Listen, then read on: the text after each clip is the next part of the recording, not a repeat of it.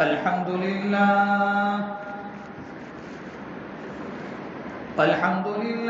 نحمده ونستعينه ونستغفره ونؤمن به ونتوكل عليه ونعوذ بالله من شرور أنفسنا ومن سيئات أعمالنا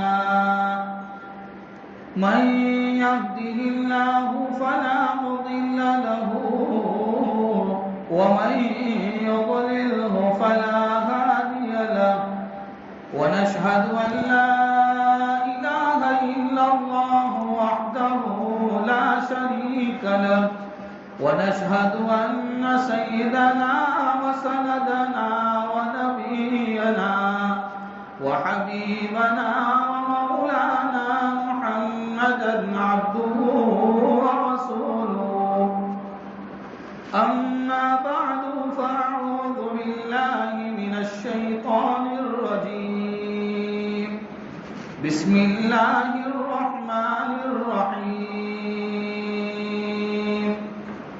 عينا يشرب بها المقربون صدق الله العظيم اللهم صل على سيدنا محمد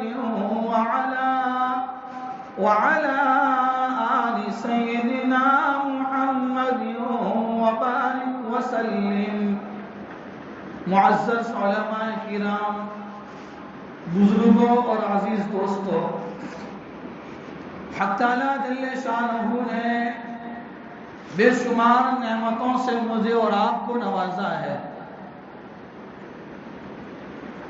کتنی نعمتیں اللہ نے مجھے اور آپ کو عطا فرمائی، دنیا میں کوئی آدمی اس کا شمار نہیں کر سکتا ہے، کیونکہ حق تعالیٰ جل شانہ نے ہی قرآن کریم میں ارشاد فرمایا وَإِن تَعُدُّوا نِعْمَةَ اللَّهِ لَا تُحْصُوهَا، اگر تم میری دی ہوئی نعمتوں کو اور اس کے احسانات کو گننا چاہو تو نہ گن سکتے ہیں، نہ شمار کر سکتے ہیں۔ تو بے شمار نعمتیں حق تعالیٰ نے ہمیں عطا فرمائی، لیکن ان تمام نعمتوں میں سب سے بڑی دو نعمت ہے۔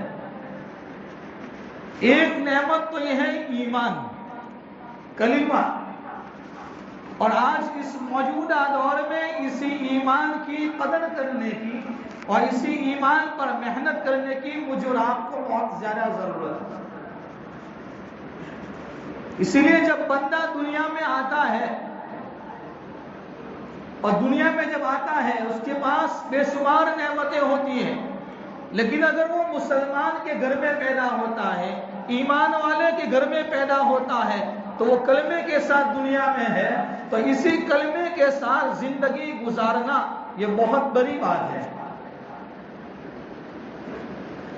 اس لیے کہ کلمہ، اس کلمے کی محنت، اسی لیے ان موجودہ اور فتنوں کے زمانے میں جن حالات سے میں اور آپ گزر رہے ہیں، ان حالات میں ایمان پر ڈٹے رہنا، ایمان پر جمے رہنا، استقامت کے ساتھ اپنے آپ کو جمائے رکھنا، ایمان پر باقی رکھنا، یہ بہت بڑی ضرورت ہے۔ یہ ہماری ذمہ داری ہے کہ ہم ایمان پر جمے رہیں۔ اس لیے علامہ سیرڈی سقطی رحمۃ اللہ علیہ بہت بڑے آدمی گزرے ہیں۔ ایک مرتبہ سفر میں جا رہے تھے، دوپہر میں قیلولہ اور تھوڑی دیر آرام کرنے کی ضرورت پیش آئی تو کسی ایک درخت کے نیچے تھوڑی دیر کے لیے لیٹ گئے۔ تھوڑی دیر کے بعد انہوں نے آواز سنی کہ کہیں سے آواز آ رہی ہے کہ اے سیرڈی سقطی میرے جیسے بن جا۔ تو وہ بیدار ہوئے، چاروں طرف دیکھنے لگے کیا بات ہے۔ تو تھوڑی دیر کے بعد محسوس ہوا کہ یہ آواز اسی درخت کے اندر سے آ رہی ہے جس درخت کے نیچے اور جس درخت کے سائے میں لیٹے ہوئے تھے اسی درخت کے اندر سے یہ آواز آ رہی تھی، اے سیڑھی سقطی میرے جیسے بن جائے۔ ہاں، قرآن کریم میں حق تعالیٰ فرماتے ہیں ان اللہ علی کل شیء قدیر، بے شک وہ ہر چیز پر قادر ہے، وہ کسی کو بھی بولنے کی طاقت دے، اس کی قدرت ہے، وہ اس کی طاقت ہے۔ تو خیر اس درخت میں سے آواز آئی کہ سیڑھی سقطی میرے جیسے بن جائے۔ انہوں نے درخت کو مخاطب کر کے کہا کہ میں تیرے جیسا کیسے بن جاؤں، سمجھ میں نہیں آیا یا کیا میرے جیسے بن جا؟ لوگ میرے اوپر پتھر پھینکتے ہیں، لوگ میرے اوپر حملہ کرتے ہیں، میں سامنے والے کو پھل دیتا ہوں۔ اچھا، تو پھر علامہ سیڑھی سقطی رحمت اللہ علیہ نے اس درخت کو کہا بات تو صحیح ہے، لیکن جب تیرے اندر ساری خوبیاں ہیں تو پھر لوگ تجھے جلاتے کیوں ہیں، تیرے لکڑے کو جلاتے کیوں ہیں؟ کہ اصل میں میرے اندر ساری خوبیاں ہیں، لیکن ایک خامی ہے، وہ خامی یہ ہے، وہ عیب یہ ہے کہ جب ہوا کا جھونکا جس طرف آتا ہے میں اس طرف جھک جاتا ہوں، میرے پتے، میری ٹہنیاں اس طرف جھک جاتی ہیں، میں ایک جگہ ڈٹے نہیں رہ سکتا، ایک جگہ تھما ہوا نہیں رہ سکتا۔ تو بہت بڑا ایک پیغام دیا ہمیں کہ ان حالات کی بھنور میں جہاں میں اور آپ گزر رہے ہیں، تو ان حالات کے بھنور میں ہمیں ادھر ادھر اپنے آپ کو جھکانے کی ضرورت نہیں ہے۔ جو آدمی اپنی پیشانی کو مسجد میں آ کر اللہ کے دربار میں جھکائے گا، جو آدمی اپنے پیشانی کو اللہ کی حضوری میں جھکائے گا، اس کو پیشانی کو کسی اور کے سامنے جھکانے کی ضرورت نہیں پیش آئے گی۔ تو خیر کہہ رہا تھا کہ ایمان پر استقامت اور ایمان پر ڈٹے رہنا، ایمان پر جمے رہنا، یہ بہت بڑی بات ہے۔ اللہ سے ایمان کی سلامتی مانگنا چاہیے، ایمان پر ڈٹے رہنا چاہیے۔ لیکن مجھے آج کی اس مختصر مجلس میں ایک بات کی طرف توجہ دلانا ہے، اور دوسری نعمت یہ ہے کہ قرب، اللہ کا قرب حاصل ہو جائے۔ اور علماء نے اللہ کے قرب کو حاصل کرنے کے لیے، اللہ کی نزدیکی حاصل کرنے کے لیے 7 یا 8 چیزیں بیان فرمائی ہیں۔ ان میں سے ایک چیز ہے ادب۔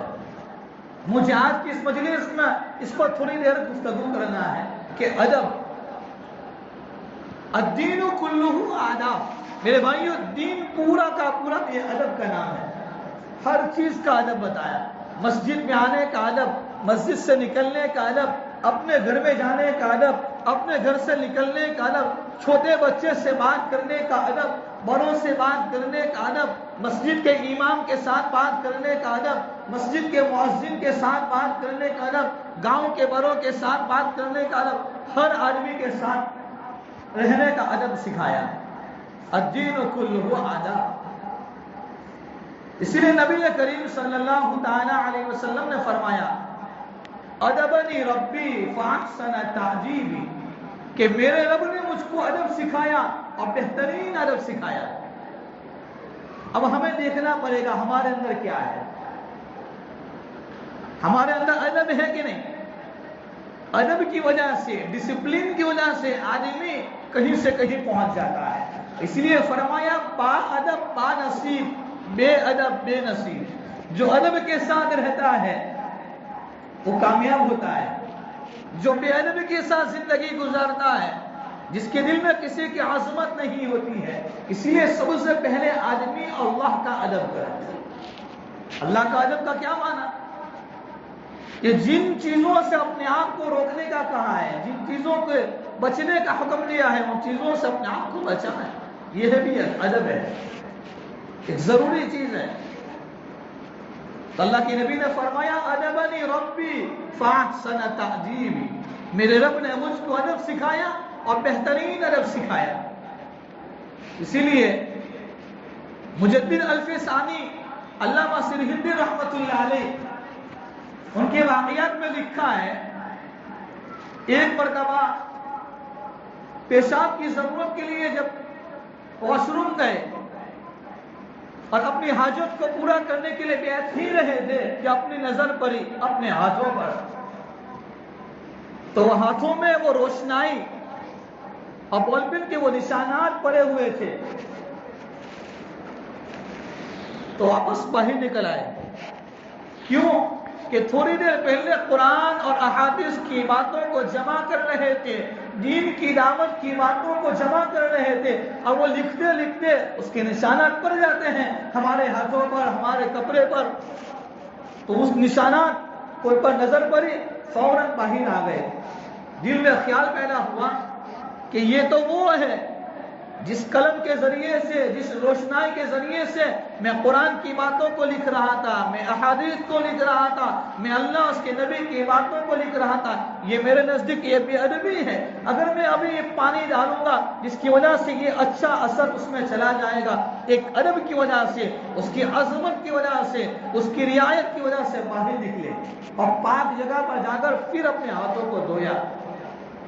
جیسے ہی ہاتھ دھوئے، اللہ تعالیٰ نے مجدد الفسانی رحمۃ اللہ علیہ کے دل میں الہام کیا کہ جاؤ ہم نے تمہاری مغفرت کر دی۔ کتنا آسان عمل، ادب کیا نا۔ تو ہماری زندگی میں قرآن کا ادب ہو۔ قرآن کا ادب ہم اتنا ادب کرتے ہیں کہ اس کو اچھے کپڑے میں لپیٹ کر، اچھی خوشبو لگا کر الماری کے ایسے اوپر کے کھانے میں رکھتے ہیں کہ پھر پورا سال ہمارا ہاتھ اس پر نہیں جاتا۔ ہم اتنا ادب کرتے ہیں۔ ہم اس کو نکالتے ہیں کب؟ اگر ہمارے گھر میں کسی کی میت ہو گئی، ہمارے رشتہ دار میں کسی کا انتقال ہو گیا، ہم قرآن کا اتنا ادب کرتے ہیں کہ اوپر کی منزل میں رکھ دیتے ہیں، اوپر کے کھانے میں رکھتے ہیں، تو پھر ہمیں اس کو لینے کی توفیق نہیں ہوتی۔ میرے بھائیو، قرآن کا ادب یہ ہے، قرآن کا احترام یہ ہے کہ اس کی تلاوت کی جائے، اس کو روزانہ پڑھا جائے، قرآن کے احکام کو سمجھا جائے، اس پر عمل کیا جائے۔ تو یہ ہے قرآن کا ادب۔ تو انہوں نے ادب کیا، اسی لیے زبیدہ خاتون بہت بڑی اللہ کی نیک بندی گزری ہے۔ اس کے بارے میں کتابوں میں لکھا ہے کہ جب ان کا انتقال ہو گیا تو کسی نے خواب میں دیکھا، زبیدہ کیا ہوا؟ کہا کہ میری مغفرت ہو گئی۔ میرے بھائیو، اگر ہماری مغفرت ہو جائے تو سب سے بڑی بات ہے۔ آدمی کو، ایمان والے کو ہر وقت یہی فکر ہونی چاہیے، یہی دھون رہنی چاہیے کہ میری مغفرت ہو جائے، میں کون سا ایسا عمل کر لوں جس کی وجہ سے میرا رب مجھ سے راضی ہو جائے اور مجھے مغفرت کا پروانہ دے دے۔ اس لیے اللہ تعالیٰ نے ہمارے پر کرم فرمایا ہے، ہمارے پر مہربانی فرمائی ہے، فضل فرمایا ہے کہ مغفرت کا مہینہ آ رہا ہے، مغفرت کا مہینہ آ رہا ہے، مبارک مہینہ آ رہا ہے۔ یہ ایسا مبارک مہینہ، ایسا مغفرت والا مہینہ، کتنے لوگ ایسے ہوں گے ہماری گلیوں میں، ہمارے رشتہ داروں میں، محلے میں، جو گزشتہ سال رمضان کے مہینے میں ساتھ میں تھے، انتظار کرتے تھے آئندہ سال رمضان میں روزہ رکھیں گے، لیکن اس سے پہلے دنیا سے چلے گئے۔ ہمارے پاس وقت ہے، ہم بھی اللہ سے آہوزاری کر کر معافی مانگے، اور اے میرے رب، ہمیں بھی آنے والے مبارک مہینے کی برکتوں سے، اس کے انوارات سے، اس کی رحمتوں سے ہم سب کو مالا مال کر۔ ہمیں دعائیں مانگنی چاہیے۔ تو مغفرت، تو کہا کہ میری تو مغفرت ہو گئی۔ تو خواب میں دیکھنے والے نے کہا کہ ہاں، آپ تو بڑے عبادت گزار تھے، وہ نہر زبیدہ آپ نے کھلوائی، کئی لوگوں نے اس سے پانی پیا اور آج تک وہ نہر جاری ہے، اتنا بہترین کام کیا ہے، کیسے مغفرت نہیں ہو سکتی؟ فرمایا نہیں، میری زندگی کا کوئی عمل مجھے کام نہیں آیا، تو پھر کس عمل کی وجہ سے مغفرت ہوئی؟ فرمایا کہ ایک مرتبہ اپنے گھر میں اپنے دسترخوان پر کھانا کھانے کے لیے بیٹھی ہوئی تھی اور مؤذن نے مسجد میں سے آواز لگائی، اللہ اکبر اللہ اکبر، اور میرا لقمہ اپنے ہاتھوں میں تھا، میں منہ میں رکھنے جا رہی تھی اور مؤذن کی اذان کی آواز آئی اور میں نے اپنے دوپٹے کو برابر کیا، اپنے سر کے بالوں کو ڈھانپ لیا۔ یہ عمل اللہ کو اتنا پسند آ گیا، اللہ نے کہا کہ اللہ نے اعلان کر دیا، اللہ نے وہ غیب سے آواز لگائی کہ میری بندی، تو نے میرے نام کی لاج رکھی، میرے اذان کا تو نے ادب و احترام کیا ہے، جا میں نے تیری زندگی کے سارے گناہوں کو معاف کر دیا اور تیرے لیے مغفرت کا اعلان کر دیا۔ تو ایک عمل، چھوٹا سا عمل ہے، آج میں اور آپ دیکھیں مسجد میں اذان کی آواز ہو رہی اور ہمارا بدن کا رونگٹا کھڑا نہیں ہوتا. اگر ہماری گلی میں سے، ہمارے گھروں کے پاس سے یا ہمارے سوسائٹی میں سے اگر کسی سرکاری یا کسی اور کام کی آواز آ رہی ہو، آدمی سارے کاموں کو چھوڑ دیتا ہے، اس کی طرف اپنے کان کو لگاتا ہے، متوجہ ہو جاتا ہے. یہاں مؤذن 5 مرتبہ اللہ کا منادی یہ آواز لگاتا ہے، حی علی الصلاۃ، آؤ نماز کی طرف. اللہ اکبر، اللہ سب سے بڑا ہے. تیری دکان بڑی نہیں ہے، تیرا کارخانہ بڑا نہیں ہے، تیرا مکان بڑا نہیں ہے، تو بڑا نہیں ہے، تیرا خاندان بڑا نہیں ہے، تیری کوئی سوسائٹی بڑی نہیں ہے، نہ تیرا کوئی سماج بڑا ہے. اگر کوئی بڑی ذات ہے وہ اللہ کی ذات ہے. اللہ اکبر، اللہ اکبر. وہ دنیا کا مؤذن اور مسجد کا مؤذن یہ اللہ کا منادی اعلان کرتا ہے، ہمیں جھنجھوڑتا ہے، ہمارے دلوں کو اللہ کی طرف متوجہ کرتا ہے. آ جاؤ، کہاں تم بڑائی ڈھونڈ رہے ہو، کہاں کامیابی ڈھونڈ رہے ہو، کہاں تم کامیابی تلاش کرتے ہو. آؤ، اگر وہ در ہے جو کامیابی دیتا ہے تو وہی اللہ کا در ہے. تو ادب ہے. آج ہماری زندگیوں میں میرے بھائیوں ادب نہیں، ادب نکل چکا ہے، ڈسپلن نکل چکی. ہمیں کس کے ساتھ بات کر رہا ہے ہمیں اندازہ نہیں ہوتا. ہم کس کے ساتھ کس طریقے سے بات کرتے ہیں، بعد میں پھر پچھتانا ہوتا ہے، افسوس کرتے ہیں. اس افسوس سے اور پچھتاوے سے کچھ نہیں ہوگا. آدمی بے دھڑک اپنی زبان کو چلاتا ہے، بے دھڑک اپنی زندگی کو گزارتا ہے. تو نماز کو بھی ادب کے ساتھ پڑھو. آنے والا مبارک مہینہ ہمیں یہ پیغام دیتا ہے کہ اگر آدمی کی زندگی میں ادب ہوگا تو پھر اسی لیے فرعونیوں نے اس فرعون سے کہا تھا اگر ہم موسیٰ علیہ السلام کی اور موسیٰ کے ساتھ مقابلے میں اگر ہم جیت جائیں ہمیں کیا ملے گا. فرعون نے کہا تھا میں اپنا قرب تجھے دوں گا، اپنی نزدیکی دوں گا. اگر دنیا کا بڑا آدمی ہمیں کہنے آپ کو ڈرنے کی ضرورت نہیں ہے، ہم آپ کے ساتھ ہیں، آپ کو ہمارے ساتھ رہنا ہے، آپ کو چلتے پھرتے ہر قدم پر ہر لمحے پر ہم تمہارا ساتھ دیں گے، آپ کو گھبرانے کی ضرورت نہیں ہے، تو ہم کتنے بے خوف ہو جاتے ہیں، ایک دم مطمئن ہو جاتے ہیں. یہاں اللہ کی طرف سے آواز ہوتی ہے اگر تمہاری زندگی میں ادب ہے، ڈسپلن ہے تو اللہ کا قرب نصیب ہو جائے گا. اور اللہ کی نزدیکی، اللہ کا قرب حاصل کرنے کے لیے آدمی کو ادب لانا ضروری ہے. اپنے بچوں میں، اپنے گھر کی عورتوں میں، اپنے سماج میں، اپنے معاشرے میں، اپنی سوسائٹی میں یہ ادب ہے. یہ ادب کو لانے کی ضرورت ہے. اور ادب آئے گا علم سے، علم نافع کہ آدمی، اسی لیے معلومات تو ہمارے پاس بہت ہے لیکن علم نہیں ہے. علم کہیں گے اس کو کہ جس کی وجہ سے علم اگر ہے تو آدمی کو عمل کے دروازے پر دستک دیتا ہے، آدمی کو عمل پر ابھارتا ہے. اگر علم ہے تو وہ، اگر عمل نہیں ہے تو سمجھو کہ وہ علم نہیں ہے، وہ معلومات ہے. اسی لیے ہمیں ان موجودہ دور میں ادب کو حاصل کرنے کی ضرورت ہے. اپنی زندگیوں میں اپنی آخرت کی تیاری کرنے کی ضرورت ہے. میرے بھائیوں، آنے والا رمضان کا مبارک مہینہ بہت عظمتوں والا، بہت رحمتوں والا، بہت برکتوں والا مہینہ آ رہا ہے. بلکہ آنے والی یہ پورے دنوں کے بعد آنے والی رات وہ 15ویں شعبان کی مبارک رات ہے. اس سے پہلے ہم اپنے آپ کو گناہوں سے پاک اور صاف کر دیں. گناہوں سے یاد رکھو، اپنے نفس کے کنٹرول کو اور اپنے نفس کے چونچلے کو، اس سے اپنے آپ کو بچانے کی ضرورت ہے، ورنہ یاد رکھو آدمی گناہوں میں پھنستا چلا جائے گا. اسی لیے علامہ بوصیری رحمۃ اللہ علیہ فرماتے ہیں کہ نفس کی مثال چھوٹے بچے کے مانند ہے.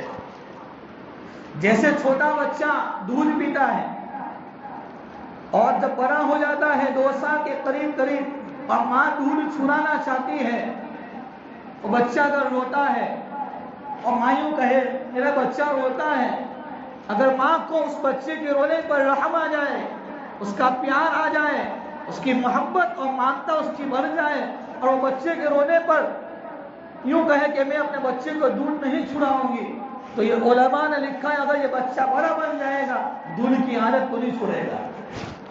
اسی طریقے سے یہ نفس ہے. اگر اس نفس پر ہم نے دھیان نہیں دیا، اس پر کنٹرول نہیں کیا، تو پھر وہ ہر ادب پر، ہر لمحے پر ہمیں گناہوں کی طرف لے جائے گا۔